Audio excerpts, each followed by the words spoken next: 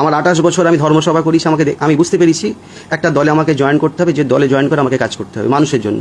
কাসেম ভাইজান তৃণমূলে যাওয়াটা একটা দুর্নীতিগ্রস্ত দলে যাওয়াটা পশ্চিমবাংলার মানুষ এটা ভালোভাবে মেনে নিতে পারছে না। তবে গতকালকে যখন তৃণমূলের কয়েকজন নেতা আমাকে ফোন করেছিলেন, আমি তাদেরকে জিজ্ঞাসা করলাম, দাদা আপনাদের দলের জেনারেল সেক্রেটারি কতজন? তিনি আমাকে অকপটে উত্তর দিলেন, দাদা এটা আমার পক্ষে বলা সম্ভব নয়, কারণ কখন কাকে বুঝিয়ে দেয় বোঝা মুশকিল।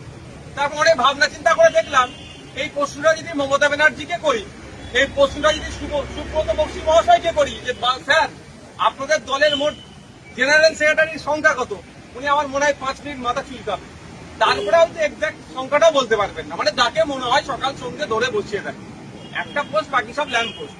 শওকত মোল্লা সাহেবের এখন অস্থিরতা বাড়বে, কারণ যে কাসেম ভাই সাহেবের সম্পর্কে, ভাইজান সম্পর্কে শওকত মোল্লা এতদিন আক্রমণ করেছে, বাই ডিফল্ট ডেজিগনেশন অনুযায়ী কাসেম ভাইজান শওকত মোল্লার অনেক ওপরে বসছে। কাসেম ভাইজানকে এখন ভাইজান সম্বোধন করতে হবে, ফলে ওনার একটু ফাটবেই।